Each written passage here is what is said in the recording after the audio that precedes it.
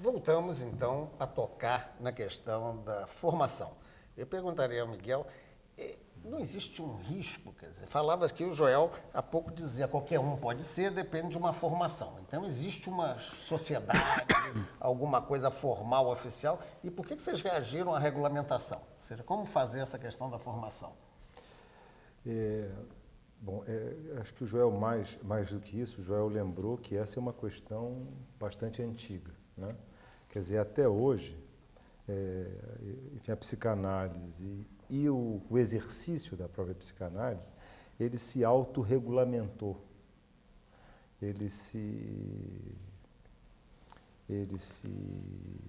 deixou atravessar pelas necessidades dos analistas, pelo modo com que as demandas de análise chegavam, enfim, aos analistas, enfim, até que aqui entre nós, há um pouco tempo, enfim, a psicanálise passou a ser disputada como um mercado promissor, né? E principalmente explorado por pastores evangélicos, né, que começaram... Como isso? Pois é. É uma história que começa, eu não sei precisar quantos anos atrás, talvez 5, 10 anos atrás, em que os pastores, decidiram, né, que eles poderiam dar formação analítica em 2 anos, se não me engano, com uma aula aos sábados, e o que eles chamavam de análise didática, que é uma experiência bastante distante do que o Joel e que o Eduardo precisaram, né, que é a necessidade de análise pessoal de um analista. Quer dizer, a análise didática, tal como postulada na pretensão desses evangélicos, são palestras que são feitas, acho que uma vez por mês, se eu não me engano, onde conhecimentos sobre a vida, enfim, dessa ordem, enfim, conhecimentos dessa ordem são então transmitidos. Quer dizer, eu acredito que aqui entre nós, eu não acho que isso tenha sido assim em todo o mundo, mas aqui entre nós, isso passou a exercer uma pressão bastante considerável sobre os analistas para que eles se debruçassem sobre essa questão. Quer dizer, o que é que se pode fazer para que se, quer dizer, regulamente, né, a psicanálise. Sob esse aspecto, inclusive, nós já saímos atrasados, né, porque essa bancada evangélica já tem, acho que se não me engano, Conselho Federal de Psicanálise, já tem uma série de ações jurídicas que estão sendo devidamente contestadas, mas que, digamos que subverteu, ou que pelo menos atrapalhou, desandou. Sim, mas deixa eu só entender um aspecto, Miguel. Isto representa depois um exercício de um processo terapêutico com alguém, ou apenas falo como psicanálise de uma maneira diferente, no sentido de dar palestras, ou seja, eles vão pegar pacientes realmente? A ideia é essa.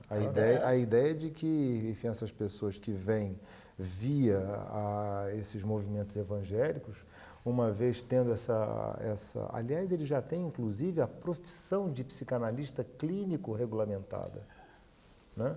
Quer dizer, 2 anos depois de essa formação feita, ele já tem, garantida por lei a possibilidade de exercício dessa função que eles designaram como psicanalista clínico.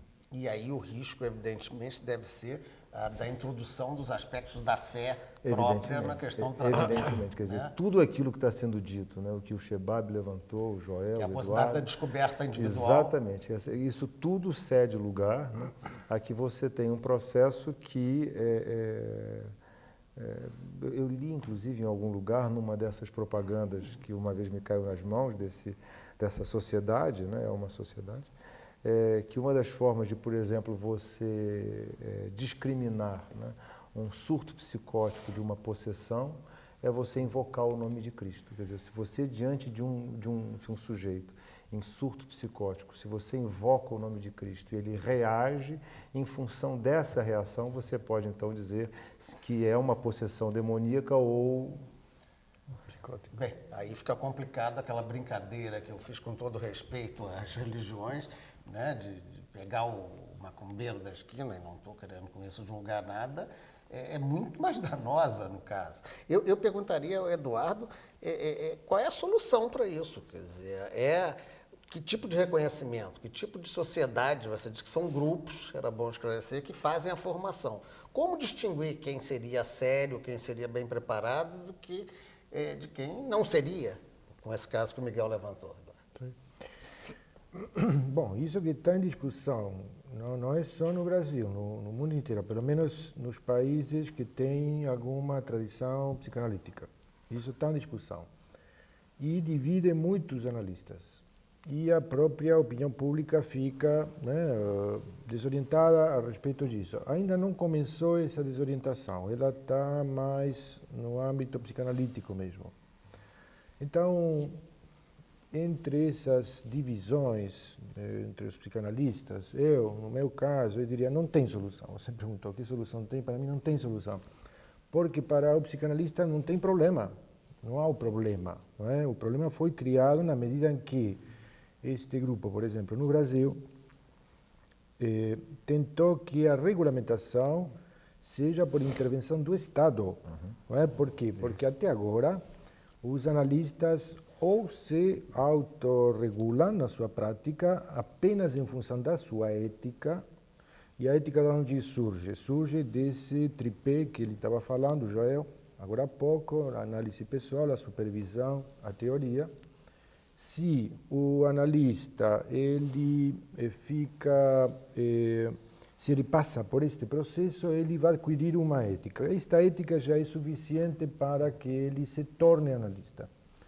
Então, foi assim que, quando Freud criou a primeira instituição internacional, era apenas para que este analista tenha um reconhecimento dos seus pares, apenas dos seus pares.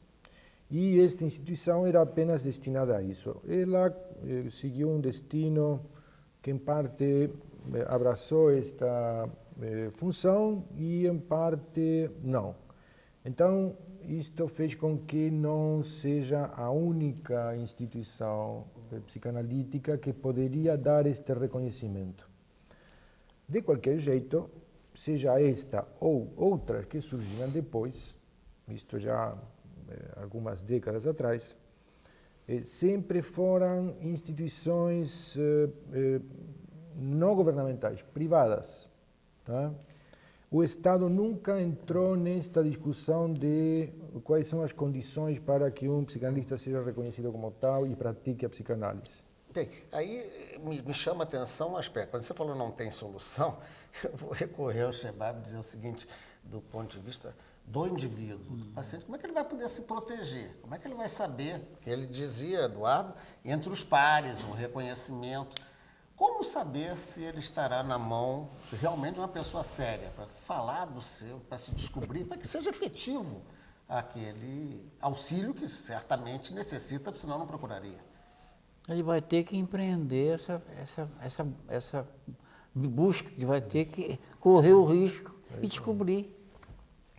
Mas não pode ser perigoso, por exemplo? Se ele cair num sujeito que o Miguel falava há pouco, de depender, se ele tiver um surto ou está assumido pelo demônio.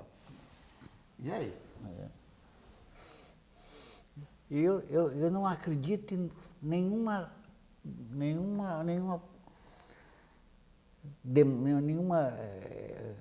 orientação que possa deixar a pessoa livre para fazer a análise dela. Porque senão a análise já começa teleguiada. O problema é se a pessoa vai saber disso. Eu entendo a sua posição, mas como se protege o paciente? Eu queria fazer uma parte. Vamos lá. Eu queria fazer uma parte porque eu acho que essa discussão, que hoje em dia ela desembocou nos evangélicos a respeito da regulamentação da psicanálise, ela começa antes. Ela começa antes, eu acho que os evangélicos e o demônio é apenas o ponto de chegada de uma história anterior, onde, apesar de todo o protocolo na perspectiva freudiana, era um protocolo de que o psicanalista não precisaria ser médico, é aquilo que o Freud chamava da análise leiga, né? já nos anos 30, 40 do movimento psicanalítico, queria se reduzir a psicanálise aos médicos. E isso eu acho que fez parte da construção de uma grande burocracia institucional ligada à Associação Internacional de Psicanálise, que criou a exigência de que os médicos dos psicanalistas fossem médicos, né? Se deu na tradição americana, isso se deu na tradição latino-americana e brasileira, teve exceções que resistiram a isso, tradição francesa, tradição inglesa, houve resistências a isso, né? Mas, enfim, esse critério era um critério que ser médico era a condição para ser psicanalista, o que, de uma certa maneira, resvalava a psicanálise para uma especialidade psiquiátrica. Quer dizer, quando o movimento psicanalítico começou a se expandir no Brasil nos anos 60, 50, 70, né, o boom da psicanálise no Brasil, e que foi a época em que os cursos de psicologia começaram a crescer também, muitos psicólogos queriam ser psicanalistas. Então, a primeira tentativa de lei da psicanálise no Brasil, ela foi criada por um deputado na Assembleia, na Câmara dos Deputados, né?